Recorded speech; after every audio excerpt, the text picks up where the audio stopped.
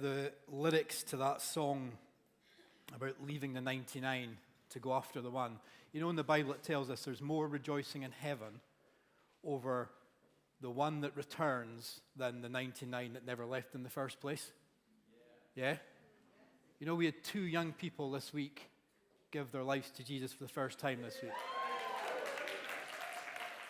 And there's more rejoicing in heaven over that 2 things than anything else that we might have done this week. So we have a reason to rejoice this morning, don't we? Okay, now back to some practicalities. Before we start, you might remember back on the 26th of October, we had a Sunday where we looked at what it was to be part of the church family, and we described it as starting a church-wide conversation. And following that, we gave a number of opportunities for people to give feedback and speak into that. And on Friday night, we met as elders to look at some of the responses. And we have to say, another reason to rejoice was that we were hugely encouraged by both the level of input and by some of the suggestions. And for those who've been waiting to join a life group in particular for a wee while now, can we just say, first of all, thank you for your patience. And in a few weeks' time, we're going to start to communicate about several new groups, which is fantastic, and some different opportunities to connect into our church family. We're just finalizing some of that detail.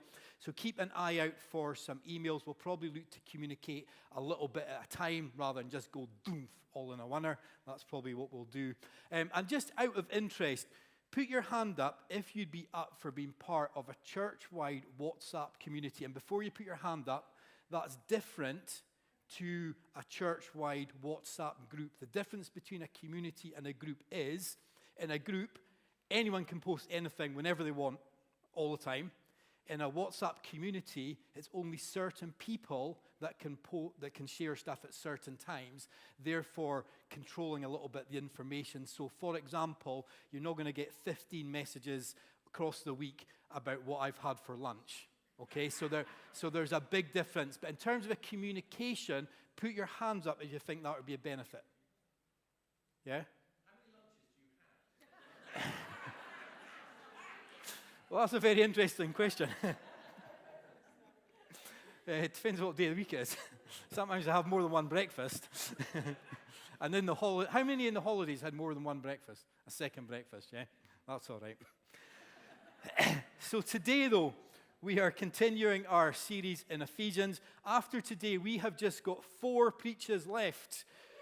All right, go calm down. The next 3 will be looking at the armor of God, and then the last one will be focused on prayer. And after that, Sarah's actually going to be doing a 3-part mini-series looking at worship, including something practical at the March Come to the Table. So that March Come to the Table is going to look different. There's going to be some difference. It's not going to be the normal format. But this morning, let's start by reading our verses from chapter 6, verses 5 to 9. And you'll see it on the screen there. Oh, you will in a second. There we go. So it starts with the term slaves and masters. And it says, slaves, obey your earthly masters with deep respect and fear. Serve them sincerely as you would serve Christ. Try to please them all the time, not just when they're watching you. As slaves of Christ, do the will of God with all your heart. Work with enthusiasm as though you were working for the Lord rather than people. Remember that the Lord will reward each one of us for the good we do, whether we are slaves or free. Masters, treat your slaves in the same way. Don't threaten them. Remember, you both have the same master in heaven, and he has no favorites. Now, if you can cast your mind back into 2025, which might be difficult, you remember that at the end of chapter 5, we were talking about marriage, and then at the start of chapter 6, it talks about the relationship between parents and children. And all these verses, including the ones that we're looking at today, are really looking at the broader theme of relationships, and in particular, relationships with people that are perhaps the closest people to us, which at times can also be the most difficult to maintain. And Sarah said to me earlier this week that these are also about relationships which have the most potential for abuse in terms of somebody lording it over another person. And when I spoke on marriage, I said that I felt they are some of the most misquoted and abused verses in the Bible. And in our passage today, we've actually got some that also fit into that category. And it's not difficult, is it, to take verses from the Bible and to twist them to your advantage. So, for example, at this time of year, there's a lot of pressure, isn't there, to make a New Year's resolution and to get fit after the Christmas purge. Now, do you know how many calories we consume on average on Christmas Day when you add up food, drink, chocolates, mince pies, etc., etc.? How many calories do you think the average person consumes on Christmas Day? Now, the average is 2,000 what you're meant to eat in a normal day, depending on how many lunches you have. How many on Christmas Day? Do you think it's more or less than 2,000? More or less than 4,000? 6,000. You are clearly watching Michael McIntyre's Spin the Wheel Christmas special. So on average, we consume 6,000 calories 3 times the normal intake on Christmas Day. But did you also know that the Bible also warns against exercise and, in particular, running? Proverbs 28:1, the wicked run away when no one is chasing them, but the godly are as bold as lions. Now, 1 Thessalonians 5:22 states we should avoid the appearance of evil. Therefore, in order to be on the safe side, we should just avoid all exercise completely. Someone say amen. Now, that, of course, is just a daft wee example as by way of an introduction, because this passage actually refers to a much more serious issue. Because these verses, and some of the other ones that we're going to look at this morning, were once used to justify the slave trade. Because it was argued that here actually is instructions on how to manage your slaves. And as we look at this passage and try to think, how do we then apply this to a 2026 culture and context, hopefully you'll see by the end of this that Paul's worldview of masters and slaves is much more like the view that we have, our worldview of employers and employees. But I have to say, every time I looked at this passage, that word slave really stood out to me. And I don't think we can just brush over it and some of the other verses around slavery in the Bible. And I think one of the things I think we've actually done quite well when we've looked at this whole book of Ephesians is we have taken the more difficult subjects and met them head on. And that's effectively what I want us to kind of do today. And as I've prepared for today, one thing I've come to realize is actually just how widespread, how complex both historical and modern slavery are, and how it still affects so much of the world today. And slavery, that word slave, is such an emotive word. And how we view it will depend on where we stand on the timeline of history. And as I said, Paul would have had a very different worldview than we do. But for us, we're looking back into history. And for most of us, if you're like me, I would imagine when you first hear the word slave, the first thing that comes to mind is the slave trade. And what I mean by that is the transatlantic slave trade that took place between roughly the 1500s and 1860. And during that time, approximately 12 million Africans were forcibly taken against their will onto ships and taken to the Americas.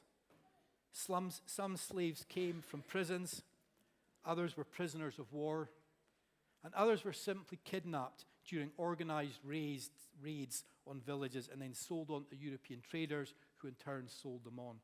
And I think this is one of the most heartbreaking stats of all. Of the 12 million that were taken against their will, about 2 million never made it and died on the boats. It's one of the biggest tragedies and disgraces in the history of the world.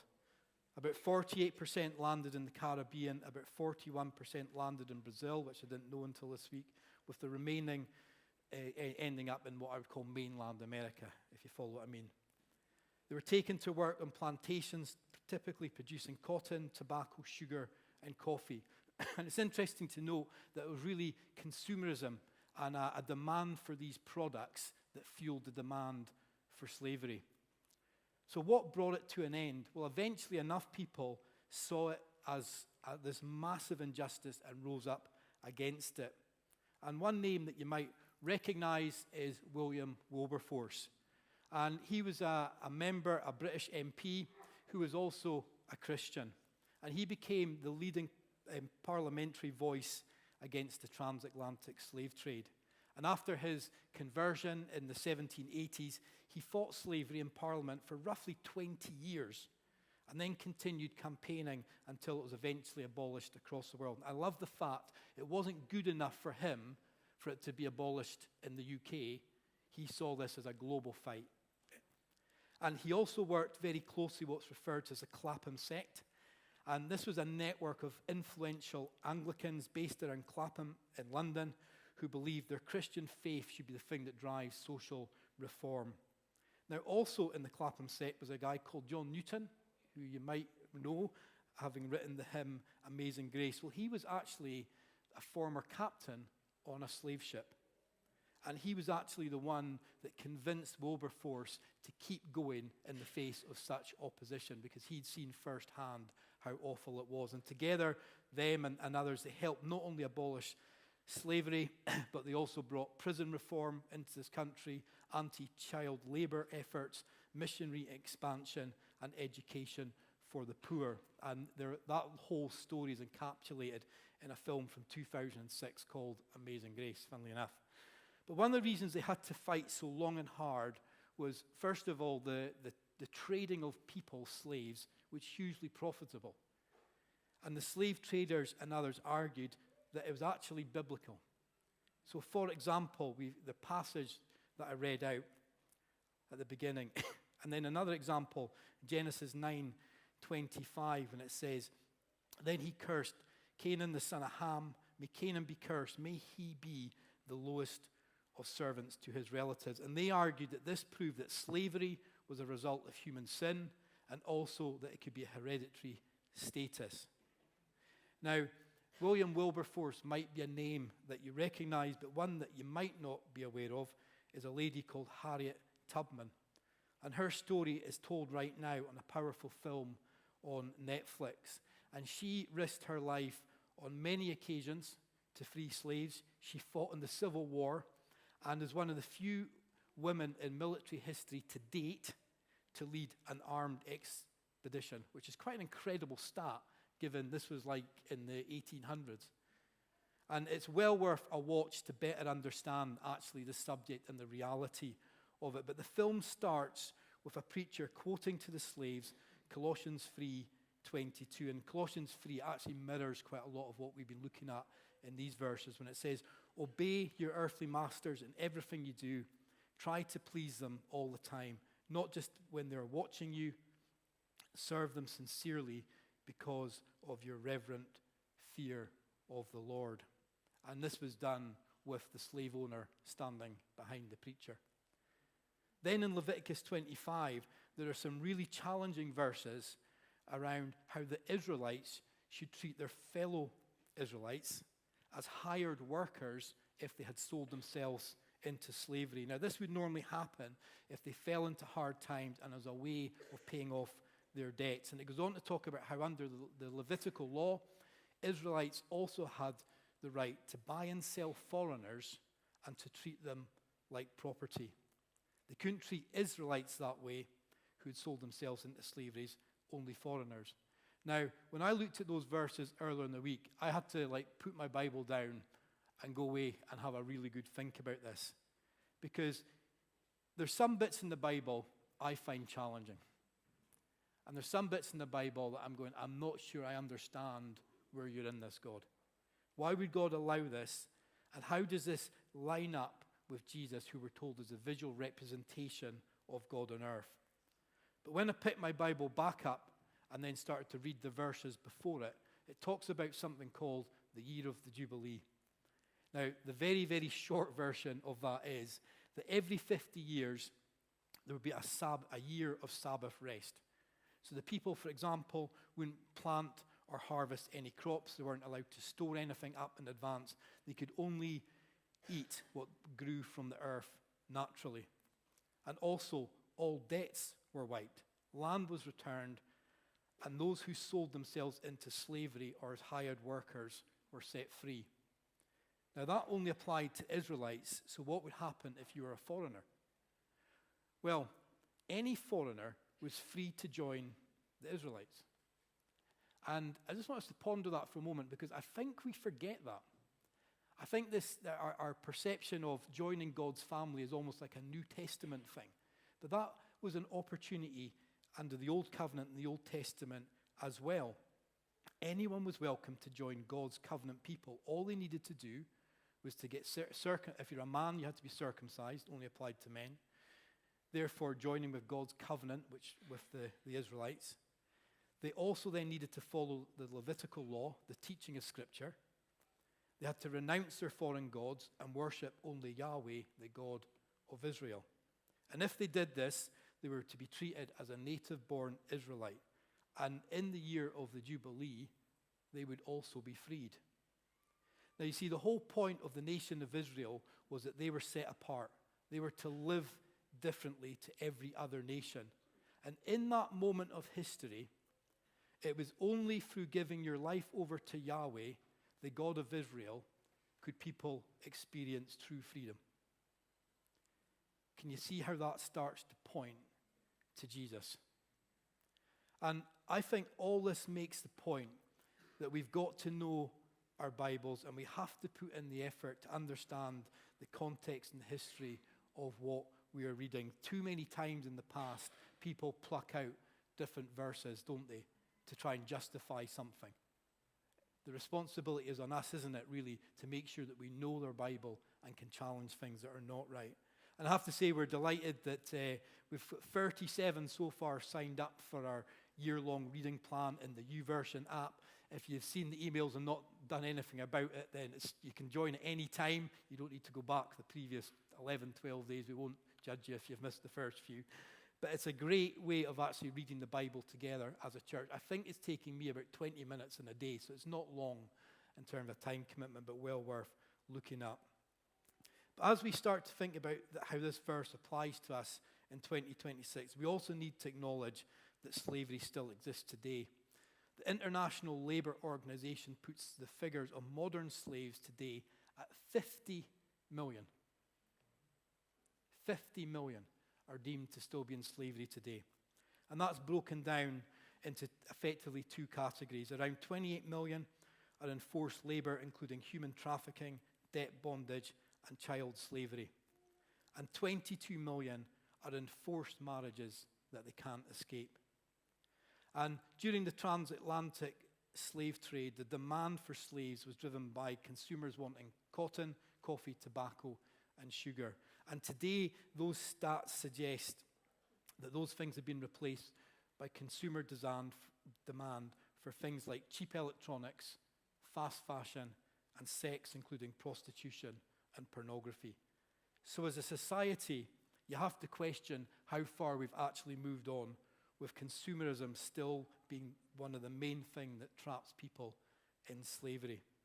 But stats are one thing, and I think sometimes we need to hear the stories behind the stats. So Tiffany, if we can get the sound, we'll play this video for you. When I come here, I was so broken. Mentally, physically, broken in every way.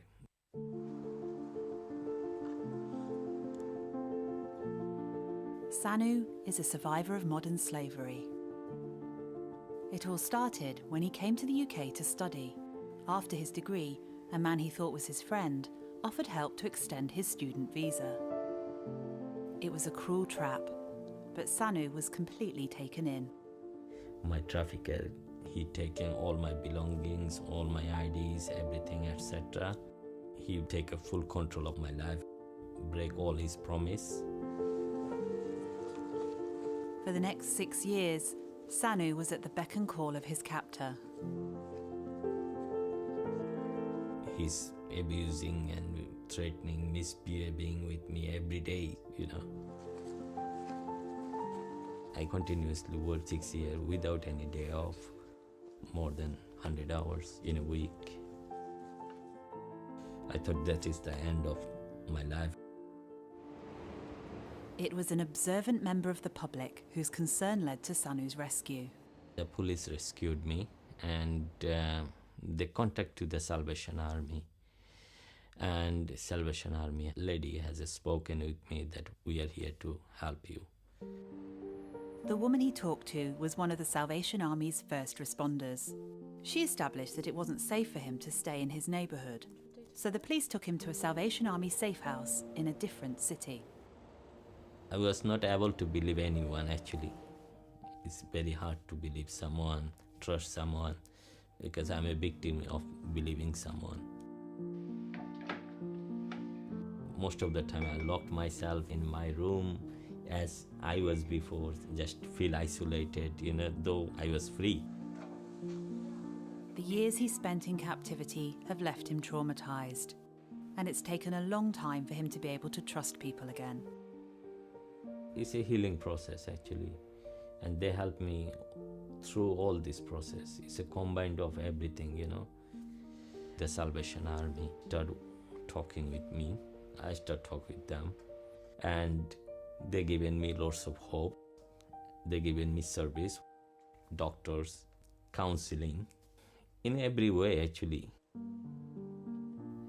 They respect my religion as well, my culture, everything. My caseworker, I never forget her, and because I would say that my second mom, Sanu is on the road to recovery, but his ordeal is not over yet. The Home Office is still considering his case and whether to continue funding for his support. One day I want to see myself. I'm working, I'm serving country with my dignity, honesty. I want to make family, friends, just want to make a simple life. And that's it. Not much. Human trafficking is the greatest human rights abuse of all time. The man who trafficked me disguised himself as an aid worker. He was giving us aid and teaching us about the Bible. He coerced me using the greatest symbol of hope, that is the Bible. My faith was crushed. He promised me to take me to the land where there's no war and where I will get free education. This promise lured me into slavery at the age of 16. I know from my personal experience, human trafficking is the greatest human rights abuse of all time. Men, women, and children are forced to work as slaves. But regardless from where they come from, or age, or affinity, they have one thing they hope, is to be seen and to be heard. Because they live invisible among us. I can relate. During my time in captivity, I hoped someone could see me as I whispered within myself, can anybody see me? Can anybody hear me? How can't a person see a whole person in front of them and they remain invisible? We all need to be the eyes and the ears within our community because human trafficking is embedded in our daily lives. But today, I can smile, thanks to Salvation Army, the givers of light and hope, who have dedicated themselves to restore broken dreams like mine. They provided me a safety net. Today, I work with Salvation Army EU Affairs on anti-human trafficking projects. I also work as an independent consultant who advocates for the rights of victims of human trafficking and refugees. Today, I wear my scars as a badge of honor in a sense that I use it to inspire other women who are still stuck in the modern-day slavery and give hope to survivors that there is life at the end of the tunnel. But it requires also you to work with me to make that happen. Quite powerful, eh? I didn't really appreciate until this week how much the work, or how much the Salvation Army did in this area of work. But it raises the questions of slavery is still such a prominent issue today. Where are the William Wilberforces for 2026? But I said at the start that Paul's worldview on slavery was much more like the employee-employer relationship that we would have our worldview based on. And this is based on his point in the timeline of history. And N.T. Wright, who's probably one of the world's leading experts on the New Testament, makes these points about Paul's worldview, remembering where he was standing on that timeline. And he would say that slavery in Paul's time was not about race or skin color or ethnicity. Anyone could become a slave by losing a battle or your money, and it was a way, like say, of paying off debts. But slaves would earn money and could buy their freedom.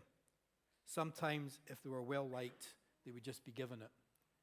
So there's a fundamental difference between the slavery that Paul was seeing compared to how we perhaps view it. Because for lots of people in slavery, how we would view it, the option of earning money to buy your freedom simply isn't there. But slavery was one of the main forms of employment, and the slaves would be carrying out the very labor-intensive jobs. And for Paul, a world with no slaves would be like for us, a world with no, like a world with no electricity. But Paul was an apostle. And what an apostle does is he looks to influence the culture of the world by teaching the ways of God's kingdom, to bring about change by saying we're called to live a different way. And we see this in the various letters that he sends, and in Paul's letter to Philemon, and this was regarding Onesimus, who was a runaway slave who became a Christian through Paul. And Paul is writing to his owner Philemon, asking him to receive him back, not as property, but as a beloved brother. And in verse 16, it says, he is no longer like a slave to you. He is more than a slave, for he is a beloved brother, especially to me. Now he will mean much more to you, both as a man and as a brother in the Lord. And hopefully you can see there what Paul's doing there is almost mirroring the Levitical law in terms of this guy is part of our family now, God's family, and he has to be treated differently. But Paul's teaching was revolutionary for its time. Now we can look at it at times through a 2026 lens and think it's not that revolutionary. But for Paul's time, in this moment in history, it was absolutely radical. You know, it wasn't that long ago we were looking at how Paul suggested that there was times when a husband should submit to his wife.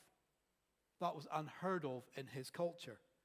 And how that masters should treat their slaves well. Again, that was unheard of. And for me, Paul's radical teaching and how radical it was is probably summed up best in the well-known verse from Galatians 3:28, which says, there is no longer Jew or Gentile, slave or free, male and female, for you are all one in Christ. That would have been groundbreaking and staggering for the people who are hearing that for the first time. Now, having had a bit of a history lesson mixed in with a modern studies lesson, imagine reading our passage today while being a slave on a sugar plantation in the 1800s or working in a sweatshop in 2026. Or maybe actually you're sitting here today going, actually, I'm dreading going to work tomorrow because my boss is a nightmare. I feel like I'm being treated unbelievably bad at work. And this verse seems to be telling me to obey them with deep respect and fear. And again, our worldview and our experiences will affect how we read not only this verses, but lots of verses. And I can't imagine, or would never even try to compare my experiences to a plantation worker in the 1700s. But I suspect there will be people in this room today that are dreading going to work tomorrow. And I do know what that feels like. You know, when I first started in our family business as the boss's son, it wasn't easy. And I think there can be a perception that when you join the family business, it's the easy option. And the reality is, it's like any job that brings challenges. And every family member of our family who's joined our family business has been expected to join at the very bottom and work your way up. I remember my granddad saying when he joined the business, the first year apprentice knew a lot more than him, and he let him know it pretty much every day. But when I left college and started work full-time, I worked under a guy in our business who, when I look back now, he was a bully.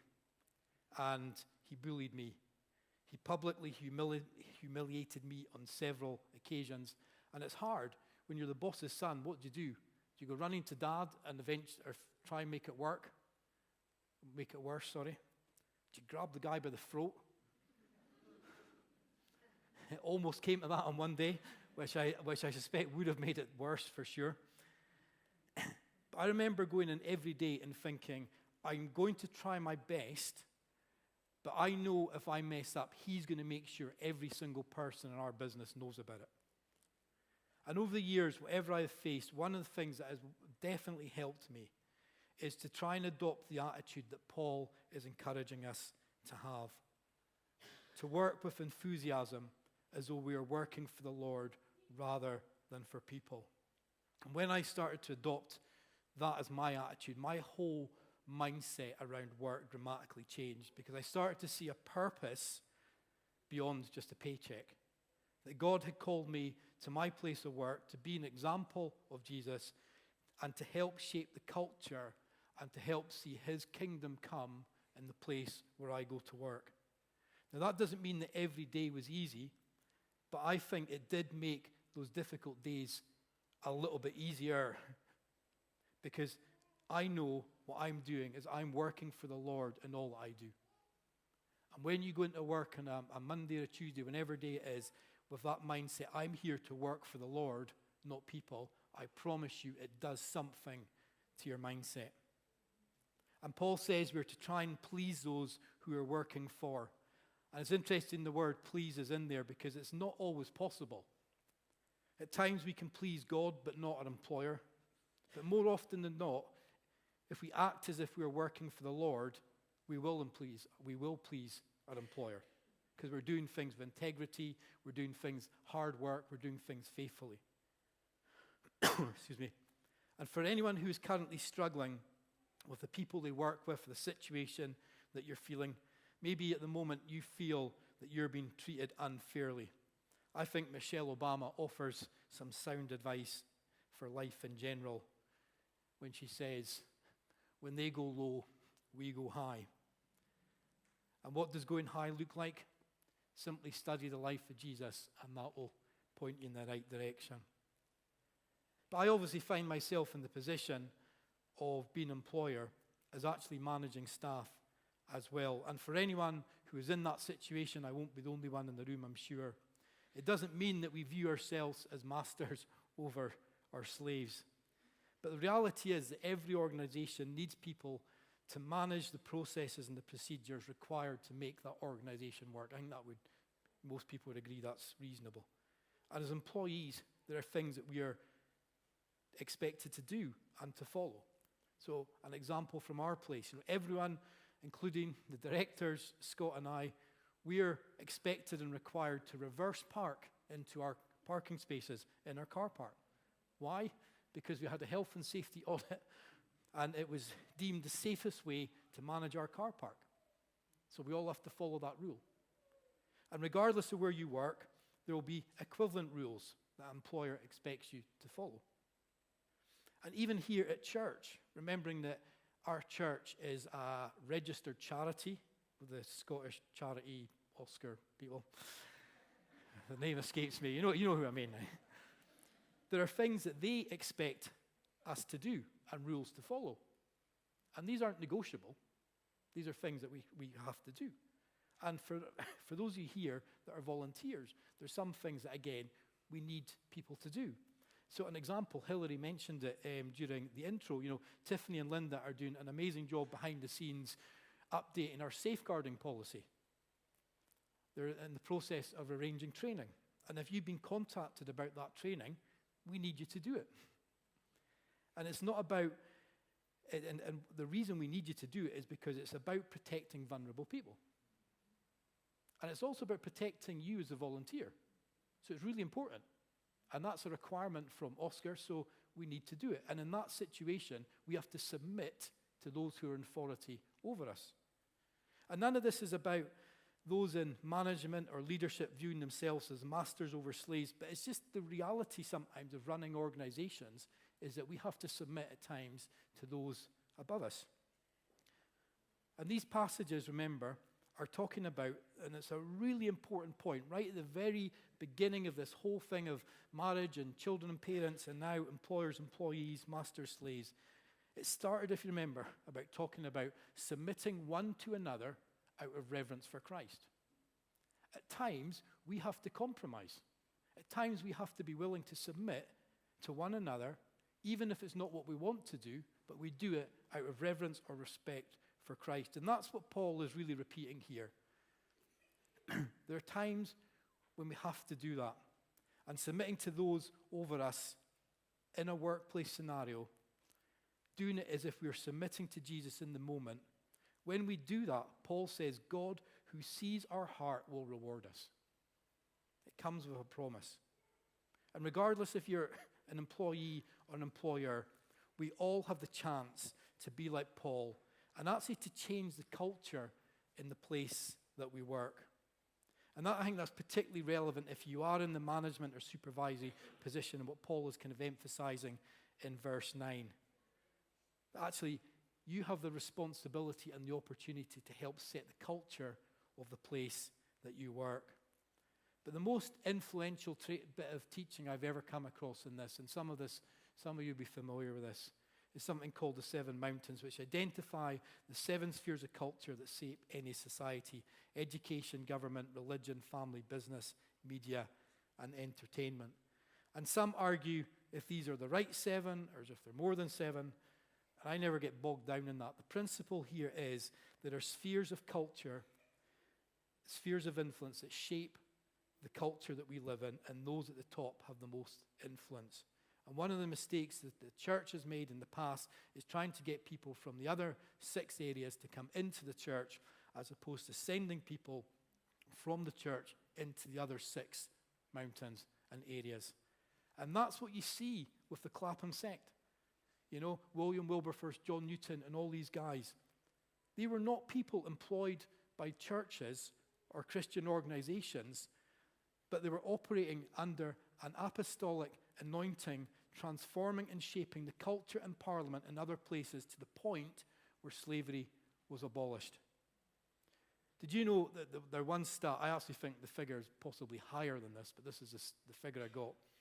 Apparently 98% of Christians in our country are not employed by a church or church organization.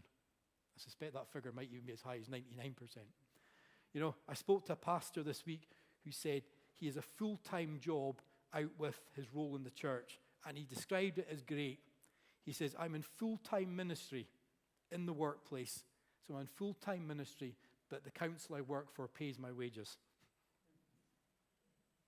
You know, one of our hopes in asking people to share what they're doing this time tomorrow and as part of our Come to the Table service is to try and inspire everyone that actually where you go on a Monday morning matters.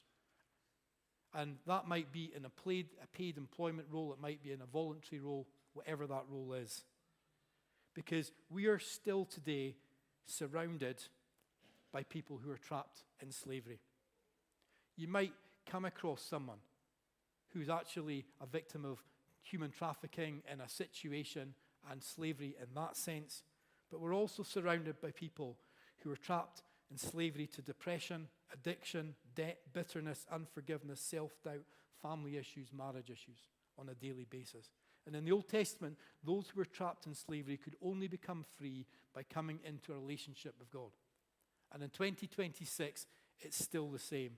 Those who are trapped in spiritual slavery can only experience true freedom through coming into a relationship with God through Jesus. And there's more rejoicing in heaven over when one person says yes to that than anything else. So when you read these verses, please don't read them as my work sucks and I just need to suck it up. Because that's not what Paul's really saying here. It's pointing for me much more to the fact that God has placed each and every one of us into different situations. Perhaps as a paid employee, perhaps as a volunteer, perhaps as an unpaid carer. But we are called to be in this world, but not of it. Because like the Israelites, we are part of God's family, God's set-apart people. We're called to help establish the kingdom of God in the places that we go. And maybe, just maybe, you are the person that God has called to bring about transformation in the place that you work.